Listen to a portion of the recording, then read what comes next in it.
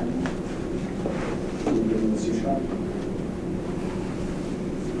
got this, but I don't even know how to join it. I think it just goes up. Good afternoon. Before we begin, we'd like to acknowledge that we are on Treaty 1 territory homeland of the Métis Nation. Hello, I'm Patrol Sergeant Phil Penner. Alongside me here we have Constable Gardy McIntyre. We both work in the Community Relations Crime Prevention Unit.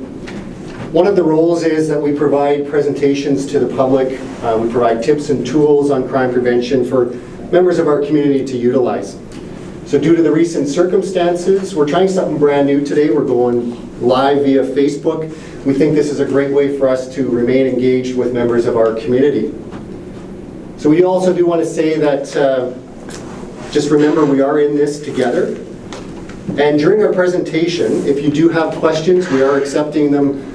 You can feed them to us. We'll do our best to try to get to as many as we possibly can, although time permitting, we may not be able to answer all of the questions. So having said that, I think, Barry, we'll get right into it. Like Phil said, we are from the Community Relations Crime Prevention. This is one of a number of topics that we discuss. First, I'd like to just explain the disclaimer. Read it over. It's basically that we're just giving you tips and tools, again, and techniques on how to do it. You won't get a certificate saying that you graduated from this, but we'll move on. One of the topics that we decided to choose, because it's spring and because of recent events, is home security.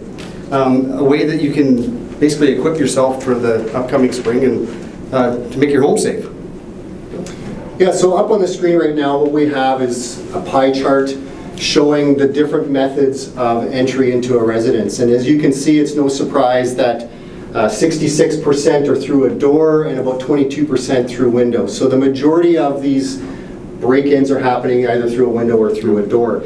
So having said that, one other interesting information is that of those 66% through the walk-in doors, a lot of them are through an unlocked door. We're going to get into that in a little bit. We're going to give you some tips and some tools on how to better secure your doors, as well as just simply locking them and making sure that your home is secure. Yeah, like Phil just mentioned, we're basically just reviewing a lot of the stuff that most people already know. But again, I know for myself, I forget stuff, and it's always good to be reminded. So when you're coming home, be alert, look around. If you see something suspicious, act accordingly. Have your keys out. And Phil has mentioned this in the past when we've done presentations. Have them color-coded if you need to, so that you know the yellow one's for your front door, the other one's for your garage door. And as soon as you unlock your door and you enter into your house, take the 2 seconds, lock the door behind you. It's a great habit to get into. Yeah, routine, as we say, exactly. Right? I mean, that's what we count on. There's different kinds of doors, and obviously if we can recommend different doors. A hollow door, well, a hollow door is pretty straightforward. If you go bang on, let's say, probably your bathroom door, if you bang on your bathroom door, that's a hollow door. The more solid the door is, obviously the harder it would be to breach, harder to get into. So basically, I don't want to say, the thicker the door, but the better quality door you have, the easier it is. There's also the storm doors. You have storm doors. A lot of people don't take the 2 seconds to lock that one as well. Yeah, the storm doors don't necessarily provide a lot of protection, but at least if you do lock that mechanism, it provides a little bit of security for you. The other picture that we have up there, of course, on the far right is your sliding patio doors. One of the things that we recommend, cutting a piece of dowel or hockey stick that fits in between there so that the door from the outside can't be forced and slid open. Yeah, it's a visual deterrent. Somebody looks in and they see that you've taken the time to do that. Do you want to talk to the locks, Phil? Yeah, for sure. So on the far left, as you see up there, that's the picture you see of the split there is actually the door that's been split. Somebody's forced it open. One of the things that we have here for a visual is this is called a wraparound plate, and what that does simply is exactly like it sounds. You would take your deadbolt mechanism out. This piece goes over top of your door, providing you that protection from the door not splitting. The other thing also that we recommend is to have this type of a locking mechanism on the inside, not having a key for both inside and outside. There's obviously some danger with egress, fire, etc. One of the other things that we also have here, just for a little demonstration, is you can see up on the screen there in the middle, Darnie will just point to it there, most doors come with this type of latch here. So they come from whatever store you picked them up. This is the size of screw that they come with. It's about maybe a 1/4 inch, half-inch screw. Yeah. If you look from the back side of your door, this piece of wood here is about the only thing that's keeping your deadbolt from smashing through there. One of the things that we recommend is a larger strike plate with larger screws. So one of the things you can go pick up, a screw, say this is probably about a 3-inch screw, and what happens is behind the scenes you won't even see this in your house. The 2x4, which is part of your house frame, these screws are actually going to go into that 2x4, providing you with much extra strength. So not any one of these things is certainly going to prevent it 100%, but if somebody has to work harder at entering your home, they're probably going to move along. Yeah, again, it's the visual part. Like if you see something like this wrapped around, you're going to go, okay, this homeowner's taken the time, has taken the effort to basically make their home more secure. We have a brief video that we're going to show that generally we show just when spring and stuff like that happens. So.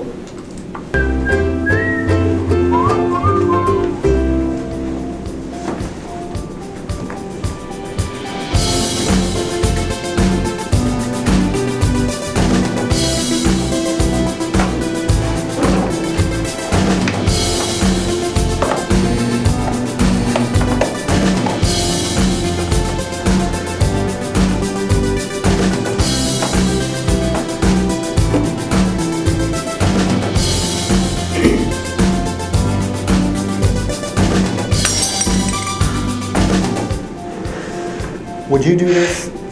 Every spring through fall, we see an increase in break-in enters while homeowners are in their yard. Working outside shouldn't be an invitation for uninvited guests. Please remember, if you can't see your door, keep it secure. And there again, was that Tom Selleck there, or was that? No, that's actually me. Oh, okay. Yeah. The brief reminder that we want to talk about is everybody's anxious to get outside. Everybody wants to start doing yard work.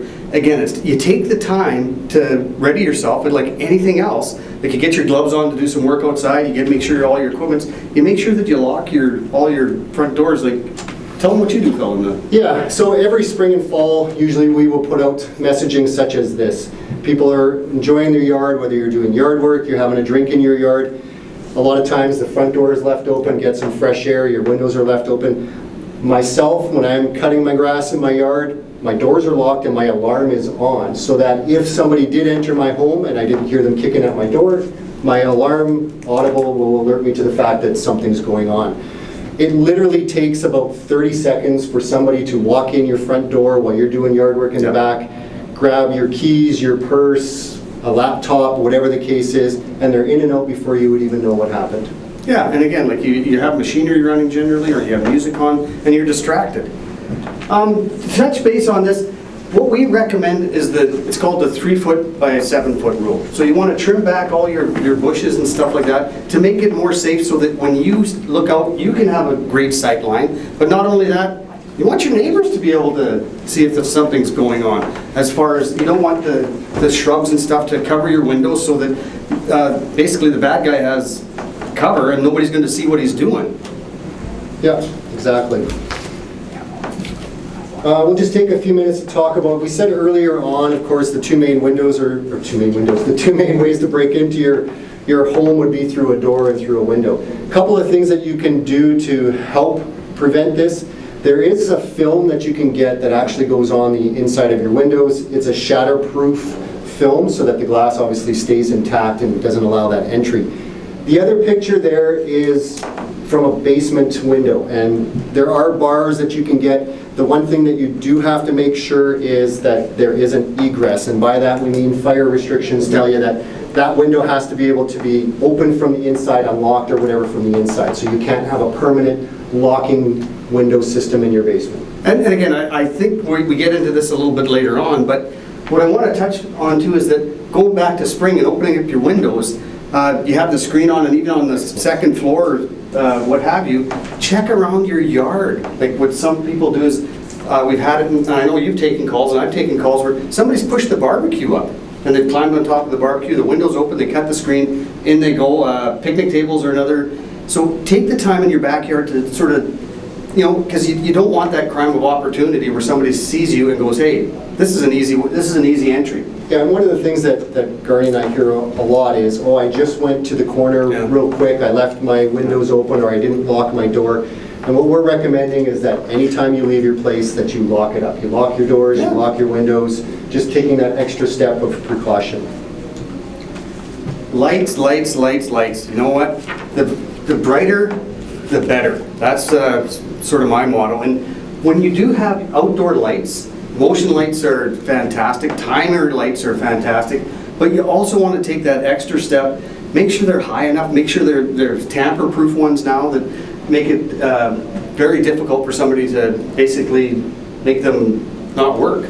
Yeah, somebody could easily just walk up and unscrew a light if it's at an accessible height. So there are newer versions now that, as Garnie said, are tamper-proof. But not only is it a deterrent for somebody that's maybe looking at your property, but it's also maybe going to alert you in your own home or your neighbors as well, that if your motion light just went on, that's an indicator that it should draw your attention. Something's going on in your yard, and maybe it's you know, your son or your daughter just pulling up, but at least it's going to alert you that something's going on, something's moving in your driveway. And, oh, yeah, Maria, you have a question?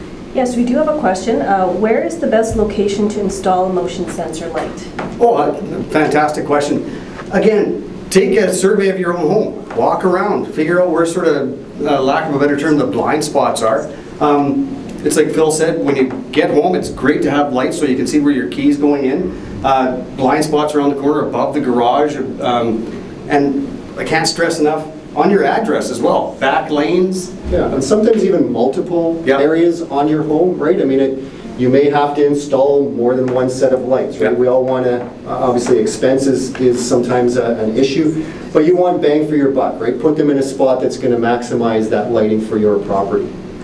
And I think the next slide we touch on large visible numbers. Like have the larger the better as far as numbers are concerned, with a light on it. I know Phil and I have both gone to calls and been on calls where there'll be something, a call will come out suspicious in a back lane, and the address is 458 Smith Street. And you know what, sometimes we'll be going down a back lane, there's no light, we don't know where the number is, and we just don't know, if we can't see where we're going, we don't know where we're going. It is actually a requirement that you have lights on the front and on the back of your residence. And like Garnie said, you can imagine us at say 3 or 4 or 5 in the morning, we're driving down there to a suspicious call and we can't see an address and we have no lighting. One of the 3 things that we will talk about is time, light, and noise. And what we mean by that is those are kind of the 3 enemies, for lack of a better term, of somebody that's casing your place. So light, as we already talked about, provides not only your place to be lit up, also draws attention that somebody is on your property. Noise, that's something that we said earlier with these systems that we have for your door. The harder that somebody has to try to get into your place, they're going to make noise, they're going to draw attention to themselves. And the 3rd point was time, light, and noise. So time is of the essence too, not only for somebody that's attempting to get into your place. If the harder they have to work, then they're going to probably move along. So as we said earlier, Garnie had a great point with, if you do your part with your property to make it as hard to get into, the better off you are. Yeah, and it projects that to your neighbors as well. Like your neighbors are going to realize you're taking the steps to make yourself safe. A lot of the times it's copycat. Garage security, again, that's an access point to your entire house. If your garage is attached to your house, take the time, like I think later on we talk about taking remotes out of your car, but I'll touch on it right now. A remote is a key to your house. It really is. If your garage is attached, there's no better way than just to press and a lot of people, I know they don't lock the door that goes from the garage into their basement or into their house. Take the remote out with you as much as you take your keys out.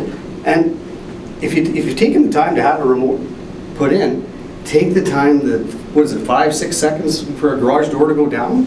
take that time. Make sure it's closed. Yeah, make sure it's closed, look around.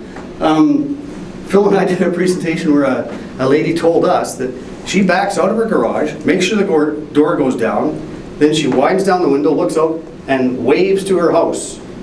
And I thought, well, why would you do? But what she's doing is she's implying that somebody's in her house. She's waving to nobody in there, but if somebody's casing a place, they don't know if anybody's in there or not. Yeah, there's lots of, yes, we have another question. Another question. Do statistics show that dogs are deterrents for thieves? Do statistics show that dogs are deterrents? What we would say to that is that not any one thing is going to prevent a break-in from happening, but the more you can do. So we've already talked about the light, we've already talked about securing your doors. Having a dog certainly leads into the noise part, right? As Garnie was just saying, the barking dog. But also, we've had it where people have said that they've put up beware of dog signs and don't actually have a dog. We've had people put up alarm signs that don't actually have an alarm. Whatever it is that you can do to help make your property safer, we're going to say we recommend that for sure. Absolutely. The other thing I'll just touch on is a lot of the garages that we see do have the pin pad on the outside of the garage door.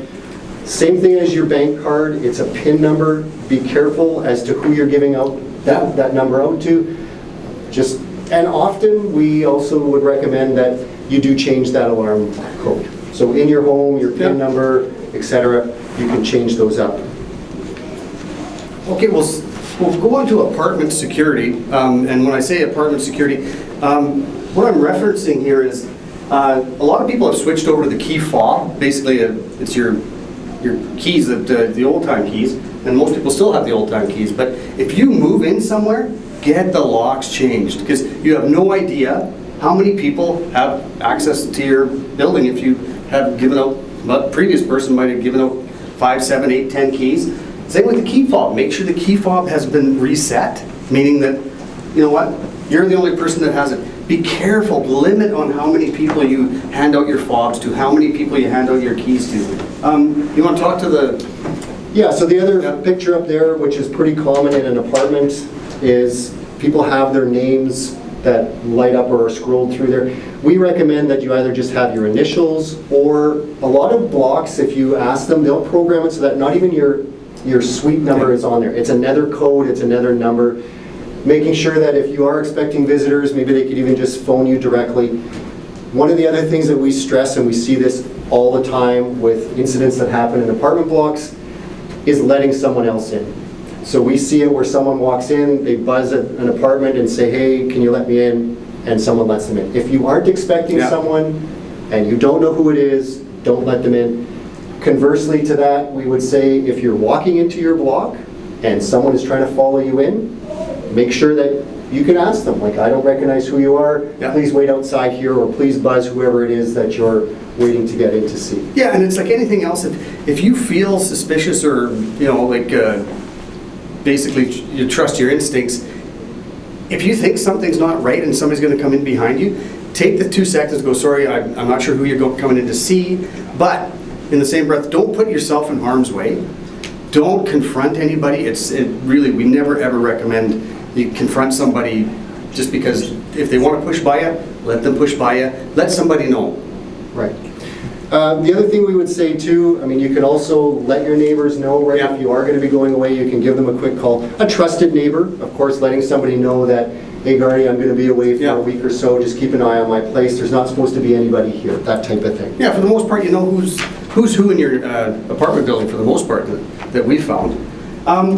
Alarm systems, fantastic. Again, it's a budgetary thing. There's lots of different alarms out there. There's lots of different price points. Take the time, do your due diligence, look around, see what one has to offer, because some alarms might not suit you. Some alarms, you might need extra things. And like we have the newer ones, and I think the lady you were telling me, your neighbor the other day. Yeah, so a common new system, of course, is the doorbell cameras, right? So a lot of people have doorbell cameras. It'll send you a notification to your phone if somebody does walk up to your property. It gives you that indicator that, hey, somebody's there. One of the other things with house alarms that we hear a lot is if there was a break-in and someone says, oh, I didn't set my alarm, or I didn't have it on. If you have an alarm, please use it. Yeah. I use mine when I'm home. I have it on the stay function. When I'm away, I've got it on the away function. If you have it, please use it. Yeah, because again, we've both been to so many calls where somebody says, I had my alarm, I didn't take the, and it takes seconds. Seconds. Exactly. Vehicles and, oh, sorry, yeah, Maria, you have a question? Sorry, just going back to the windows. There's a question on whether the shatterproof glass is available, or the film for the glass, if it's available at local stores or online. Oh, that's a great question. I believe that they're available at your local hardware stores. Absolutely. Yeah, you'd have to research into it. And of course, you can go online and search it too. Sometimes, you can find the deals. Because everything won't fit perfectly for yourself. Take the time to research it online. Go into your different home improvement places. Tell them what you need. Tell them what you want, and that way they can go forward. And you can also share the cost, right? I mean, if it comes in larger rolls, look at asking neighbors, etc. If you've got some to spare, you might want to help your neighbor out. Another question. Another question in regards to the alarms. So even if your alarm is not monitored, should you use it? Oh, absolutely. Oh, the noise, yeah. Yeah, if your alarm is not monitored, I'm not sure if the questions can be heard by our audience out there, but was if you have an alarm and it's not monitored, should you still use it? 100%. Most of them are audibles, so if you have that audible, we talked earlier about the noise, right? Time, light, and noise being in your favor and against whoever is trying to get into your property, so 100%. Because this all ties together. When we talked about trimming back your shrubs, talked about your neighbor's going to look out. If he or she hears an alarm, hears some noise, they're going to look over. And the lights are going to light up, and they're going to be able to see if something's going on. So all this ties together, and it sort of leads us into vehicles. Like when you're locking your vehicle, take the time to lock it. Make sure there's nothing in there. And Phil, we actually have a... Yeah, so that's, we do get dozens of calls per day where somebody has left property in their vehicle, a window has been smashed or the vehicle's unlocked and someone goes in and grabs it. We highly recommend that you take everything out of your vehicle, and at the very least, Garni, we always say if you can't take it out of your vehicle, out of sight, out of mind, for sure. In the trunk, under the seat, but the best method is take it with you. Last summer or last spring, we launched an All Valuables Removed initiative. And what this is, it's kind of a three-prong effect. It's bright yellow on purpose. What you can do is you have this in your vehicle. If it's sitting on your center console, whatever, it's that visual reminder to you to take your property out of your vehicle. Once you've taken the property out of your vehicle, this slides in up to this line on the inside of your driver's side window. You lock your door, you leave your car, which obviously has nothing in it now. And what this does, not only reminds the motorist, take my stuff out. If someone is walking by and they are tempted to look into your vehicle, this also alerts them that, hey, this person's taken the time to remove their property. The third part of this, someone else walking by or you see it in your neighbor's car and you go, hey, what is that? What's that all about? It's going to spread word of mouth. Hey, I need to do that as well. These are available at all of our police stations. Right now, if you look at the screen, we do have an email address. As far as picking these up, currently, I guess what we're going to do is we would look at doing our best to get them out to you. Because this basically boils down to it's a crime of opportunity a lot of the times when you don't put stuff away. You leave stuff in your car. I know for myself, like when my daughter leaves her gym bag in the back of her car, we don't know. She says, well, it's just my gym clothes, but the bad guy doesn't know if there's a laptop in there, if there's medication in there, if anything. So what is it to them to smash your window, to rifle through it, dump it out and go? But if there's nothing in your vehicle, there's no opportunity, there's no... Right, and that's a great point, Garni. And on the other note is we talk about loose change. And people say, oh, I only leave $2 or $3 or $4 change, it's no big deal. But you got to think, if somebody's out in an evening and within an hour they can get into 10, 15 cars and they get $2, $3, $4, $5, that's... Well, what were you mentioning to me the other day about MPI and cars and the keys in the car? Yeah, that's a great point. Thanks, Garni. Is 9 out of 10 vehicles Yes. that are stolen, MPI says are stolen with the keys either in the vehicle, running, or somewhere in the vehicle. Yeah, hidden whether in the it's, vehicle. in the center console Yeah. or whatever the case is. Don't leave your vehicles running, take the keys with you. Graffiti. Everybody sort of knows what it is and they've walked by it and they've seen it. What we recommend is get it down as soon as you can. If it's in your community, contact 311. If it's hate graffiti and if it's something that's offensive, and give us a call. It's called what's called a hate crime. Depending, we'll come out, we'll investigate. But what you want to do is you want to get rid of that graffiti, because if you don't get rid of it, it just basically promotes more graffiti. It's like the broken window effect. And when I say broken window, if one window's broken and nobody does anything about it, nobody feels obligated to not break the more and more windows. Think that, Phil? No, I think that pretty much covers it. Yeah, graffiti sort of goes hand in hand with suspicious activity. This is huge. See something, say something. Whether you're out, whether you're you let somebody into your apartment building, whether you didn't lock your door and you walk by and you see, you remind your kids, you remind your better half, if you see something, say something. And again, it's not tattling, it's just reminding people. Yeah, and what we mean by that too is that doesn't necessarily mean a 911 call or a non-emergency call. We're going to provide you in a few minutes with the difference between 911 versus non-emergency, as well as online reporting. But if you do see something suspicious in your neighborhood, take note of it. Right? We are in a society right now too where we get so focused on, we're in a hurry, our heads are down. We're just asking for people to have your head up, have a look around, observe what's going on. And because Phil and I we were on a call and we got information that somebody had broken in, somebody had taken a bike from down on a balcony on the main level. Well, had they not phoned to say, okay, we see somebody taking this bike, we went there. Well, the person who stole that bike was tied to 17 different other thefts. So if we don't know that information, you see something suspicious where you sort of go, okay, it's not a big deal. Instead of laying one charge, we're able to lay like 17, 18 charges, and that makes a huge deal to the investigator. Like, nobody's going to call you back and say, thank you very much, let's solve this. But again, we're only as good as the information we get a lot of the times. it's kind of like the pieces of the puzzle, right? Everybody's got a little piece that they saw, a little bit of information that they can provide to us. It all comes together and helps us lead to hopefully bigger and better things. Yeah, I think Maria has a question. Question is, what if you see something like drugs being sold?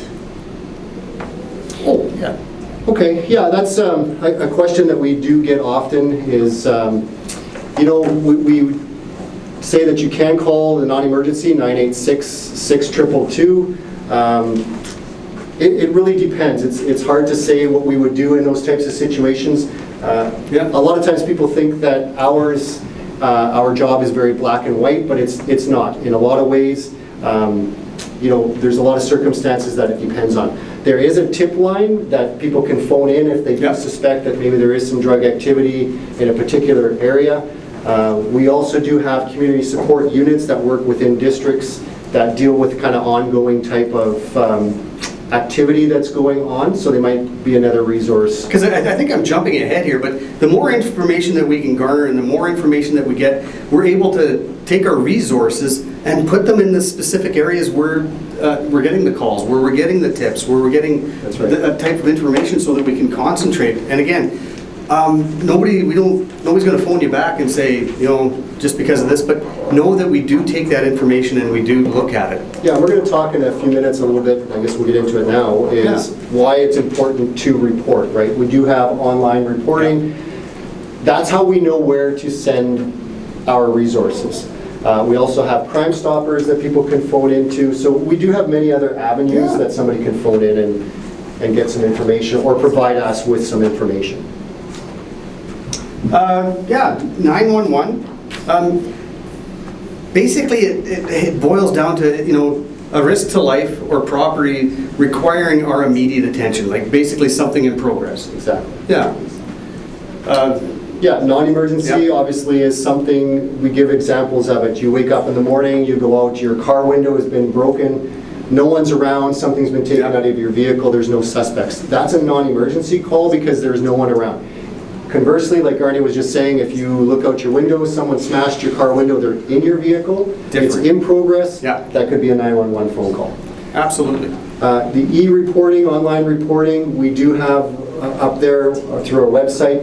It does list the criteria for which incidents or which crimes that you can report online. There are some stipulations to it. Obviously, we would want to know firsthand if there are.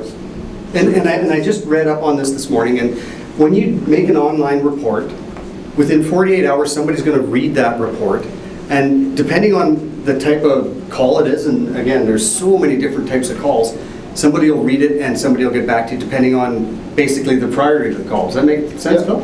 Yeah, and big or small, we encourage people to report it, just simply as we said. It allows us to know where to send our resources.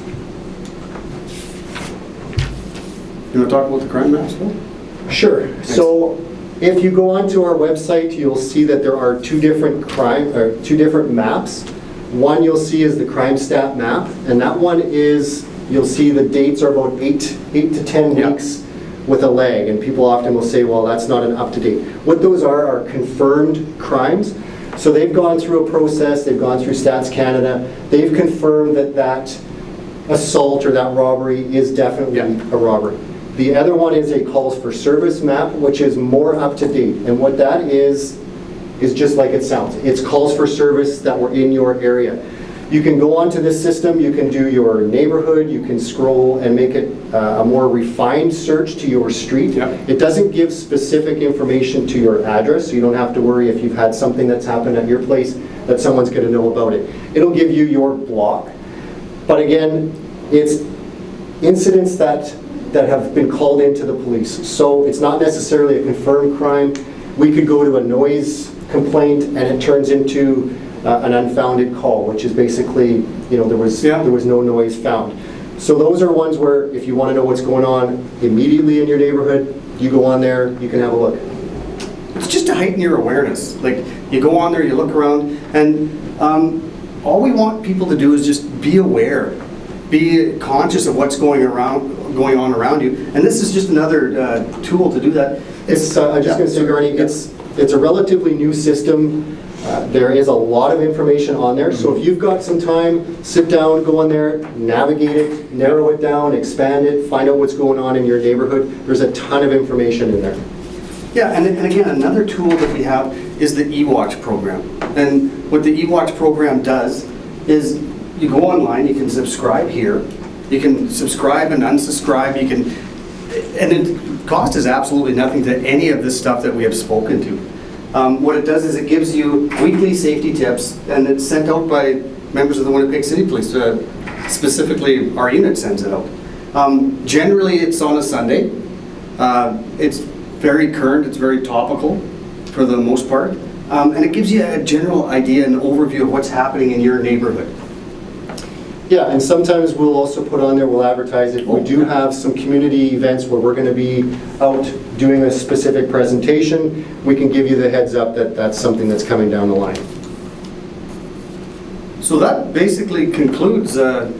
Maria, is there any more questions that have come in? We're good. Okay, well, we do have another question, yes. Just there was a question of, you know, just reminding people why you did it this way, like online. Are you not giving presentations in person anymore? Okay, so are we not doing in-person presentations at the current moment due to the circumstances? We are doing this obviously via Facebook Live. In the near future, we would hope to be back to doing presentations. People can go online, book presentations. Currently, we aren't doing that, but we hope that we will have that sometime soon.